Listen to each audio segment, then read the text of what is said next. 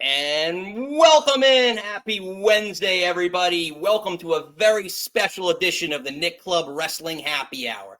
I am one half of your host and virtual bartender, Mr. Nick Teodoro. Joining me, as always, is my tag team partner in life, my wife, Miss Nicole. Nicole, I know you are not having anything because you are driving and picking up Jackson from the vet, but welcome in, Nikki.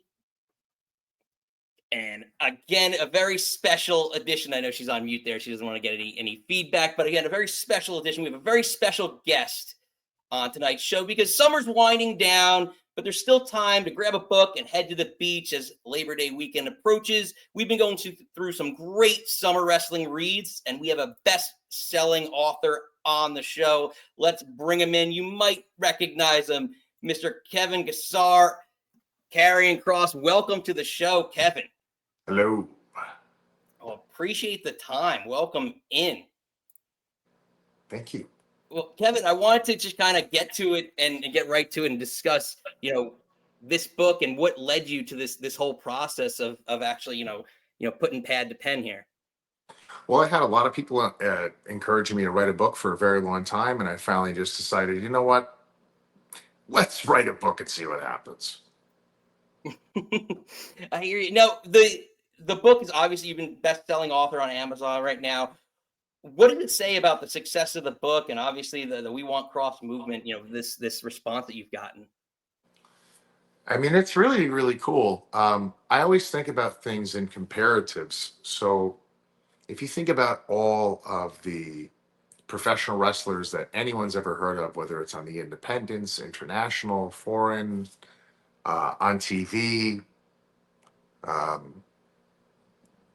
there's they all have very, varying different careers. Like different things have happened. No one has the same identical type of career, and very few people among all of those categories have had the crowd kind of come with them, sort of like I've had them come with me under the circumstances. I wasn't working as a baby face, and I wasn't being built up the cards, so to speak. This is not something that was sort of like a pre-written course. Okay, this is how we're going to take the audience on a ride. This was very much a situation where the audience said, hey, we like all these people, but we really like this guy right now.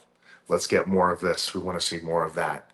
And with the timing of that and my book coming out where people are actually getting a chance to know me, the person and not the performer, I'm never going to forget this period of my life in the most meaningful and best way possible. I could definitely say it feels very good. Absolutely. Nikki, I know, Nikki, we've been going back and forth on the book, kind of ripping it back from each other's I know hands. we've been fighting over who gets to read the book. So again, sorry that I am driving and multitasking here. Time was just not on my side today. Okay. But we love wrestling couples here. I adore wrestling couples, and I loved in the book that you talked about how like meeting Scarlett was like cosmic for you, and then being at a party, you guys giggling together, winding up at a bar with Eddie Kingston, who I love. So what does it mean to kind of have for the Karrion the performer and Kevin the person to have your own Miss Elizabeth out there with you night after night? Miss Elizabeth, yeah. It's pretty cool. A little Kevin growing up watching Macho Man and Miss Elizabeth definitely did not see this one coming. He's pretty stoked about it. Very cool. It was all of it was so unforeseen and unexpected. I definitely was not ever thinking I was going to be meeting the future love of my life, especially in wrestling. No offense to wrestling, but I always had a rule that I would never ever date anybody in wrestling. I didn't want to bring it home with me. That was the big fear. That was the big phobia, to bring work back home. I've always really liked when I come home, I just get to be me, and there's a removal of anything I'm occupationally attached to when I come home. Everyone understands that. It's like very rare that you and your spouse have the same job. You get to come home and turn it off until you have to go back in. But the balance actually has been pretty wonderful, and it wasn't the way I thought it was going to be, for the best. Love it. You talk about in the book about your experience, I think that affected you with your relationship with the fans, with Eddie Guerrero, and kind of meeting him at the bar. I guess, can you talk a little bit about you the experience that you had, but is there things you took, obviously outside of the ring, but inside the ring from Eddie Guerrero? Well, I talked to Ray about this. I don't remember if I spoke to Dom about it. I know I talked to Ray about it, but I would have loved to have met him again as an adult, because that was the only time I met him when I was a kid. I would have loved for him to have been here and, to have like told him and showed him that I got a chance to write about that and that experience. Um, I think more his warmth was a lesson for me as I got older. Like the experience of him being that way with me as a kid made me feel very good and seen, and he just allowed himself to be human around a fan. Um, as I got older and then I got into the business, I said, you know what? That is exactly how I would like somebody to feel if they're meeting me who's a fan of the product. I think we're very, very far away from the days where if you're playing a bad guy on TV, you need to be rude and snide to people in public. I think it's off-putting, actually, and I think it actually, I don't think it helps the business from a monetary standpoint either. If you're playing a bad guy on TV and a mother and father and a kid walk up and they want to get a picture with you and you're rude to them, I mean, is the mother and father going to take the kid to the event after an experience like that? Like, we have enough backstage um, TV shows and documentaries where people understand what it is that we're doing now. I don't think we necessarily have to undermine their intelligence if we're meeting them in public. So, because that's what it is now.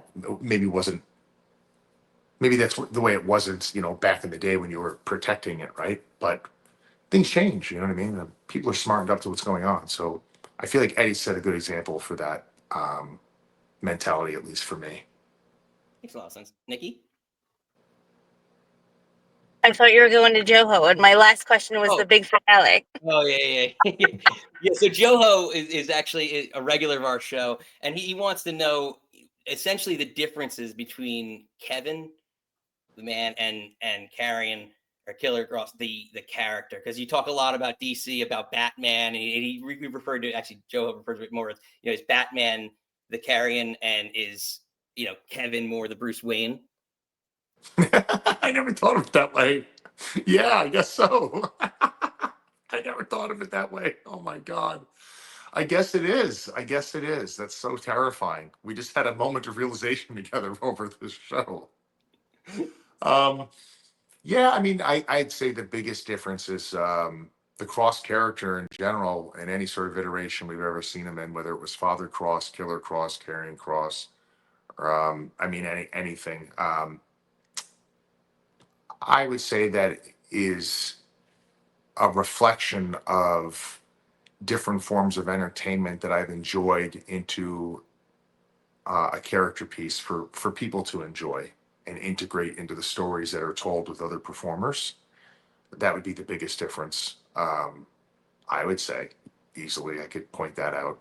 Maybe both are maniacs, however, in different ways. That makes a lot of sense. In terms of, I guess, some people that make appearances kind of in the book, your foreword's written by Drew McIntyre, and he talks a little bit about the relationship there. Can you talk a little bit about the relationship that you guys have shared, over the years here? Yeah, Drew and I have gotten really close over the last 3 years. It's funny, like when you're when you're fighting each other on TV, you go to great lengths to protect that. So obviously, you're not talking about the inner mechanics while you're in the middle of working and putting things together. But he's been somebody I've been able to confide in personally and professionally about a lot of different things. He's always given great advice. Um, and it was really a pleasure to work with him. When we were on the UK tour, I can't believe I'm going to tell this story, but I guess it doesn't matter now. When we were working the UK tour together and we were working towards the big Saudi event, off the top of my head, I don't remember the name of what that show is. I should know. But we had a cage match, and it was Drew's sort of back home. You know what I mean? It's sort of back home. He's back in Europe, and every night we went out, and it was just this one night. him and I were working. I can't remember what city it was in the UK, but we were up very, very late. And so I don't think he slept very much. And he gets late to the building, which was fine. And I see him like maybe 40 minutes before we're gonna go through the curtain and work this packed house. I'm crying telling the story. And Drew just does not look good. We were up very late, okay? And so I go out first and he comes out second. When his music hits, crowd goes nuts. And he walks out to the ring, and I know him. He was exhausted. I could see it on his face. And he gets in the ring and he's just staring at me. And he had the strangest look on his face. It was just like this look like he was just frozen. And I'm looking at him and I said to him, I said, dude, what are you doing? He just kept staring at me. And he's like, I'm so tired. That's what he said to me. And he goes up to the top rope and he gives me that weird look again. He was just, and I just started laughing and he started laughing and he took his kilt off and I just ran. I hit him. The entrance is going on so long. It's just a funny moment. There's just little subtle things.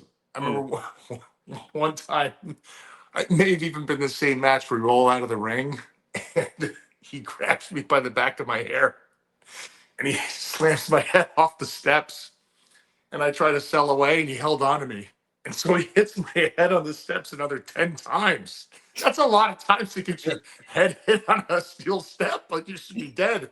And as I'm hitting my head on the steps, I'm looking at him and I'm laughing, going, dude, what are you doing? And he's laughing, but the crowd's into it. They're counting to 10. I had so much fun working with him in little ways nobody can see. But I don't know, I might be seeing him in October. Obviously not at work, but I love the guy. He was a pleasure to work with. That's awesome to hear, to keep those relationships outside of the ring, right? I mean, that's what the industry should be about, right? Driving relationships forward, right? Whether it's with the audience or with each other. So I guess, people want to ask about, there's stories that didn't, Steven is a regular of our show, that didn't land necessarily in the book. He wants to maybe, could there be a sequel or any stories that maybe you want to share that didn't necessarily end the book or that could go into a sequel? Oh, I'm almost finished the second book. The second book takes place over the last 3 years of me coming back, which will be a very interesting read. So everything that happened that nobody knows, which interestingly enough has landed us here. So Exactly. Well, that's what we're excited for, is what's next for Kevin here. I guess Nikki likes to, before, I guess, well, I'll wrap with that, and then Nikki has one last question that we always let everyone on the show answer. But I guess before that, what can we expect in the future for Kevin Gassar, Killer Kross, Karrion Kross? well, you can expect me to be at Defy in September. I think every single seat on the floor is sold out. It's standing room only now. We're 3 weeks out from that show, and we've almost sold it out. Following that, over the weekend is going to be the Killer Smoke Show in Rahway, New Jersey. I've got all this stuff up online if people would like to come watch the show. All the floor seats are sold out there as well. And then I have another show, which is going to be House of Glory in October during the New York Comic Con, which I'll also be at. Ticket sales are up on that. I don't have any of the metrics to tell you about with that, but I do know the first 2 shows right out of the gate are almost completely sold out. And I'm looking forward to it, man. I'm really, really looking forward to it. I want to give people the best version of myself. And we just did GCW as well by surprise. We came out, and I always like doing GCW because you can get very unhinged there. It's the crowd that likes it to be as absolutely wild and crazy as possible, with even getting so crazy and so violent it's almost silly. I think that's fun. There's different genres of pro wrestling. I've always thought of pro wrestling as a little bit of a variety act. If it's the same thing every match and every show, there's nothing really special about it. Right. Makes a lot of sense. Before we let you get out of here, Nikki has her final question here. It's a very tough one, a very controversial question. The people want to know, We always end with me asking our guest, "What's your favorite breakfast food? If you're sitting down Sunday morning, what are you guys eating for breakfast?" So if it's a healthy breakfast, it's going to be a medium rare ribeye steak with eggs sunny side up and hollandaise sauce with a black cup of coffee. No sugar, no milk. That is my favorite breakfast meal of all time, always will be.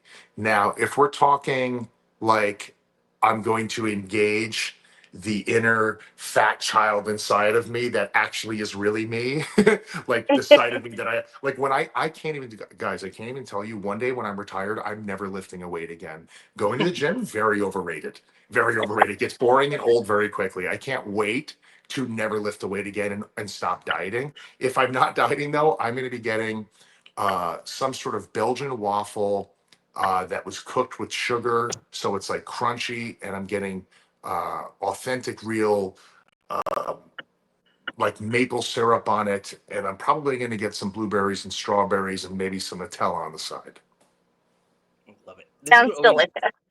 Oh, it's the best. It's better than the steak and eggs, if we're being honest. See, this is the problem. Nikki asked this question, and then I'm instantly hungry at the end of every Me show. too. Look what you did. I'm sorry, the people wanted to know. People needed to know. Absolutely. Well, Kevin, couldn't thank you enough for joining us here. We are super excited. Again, the book is on sale, Amazon. Life is Fighting. Thank you once again for joining us, Kevin.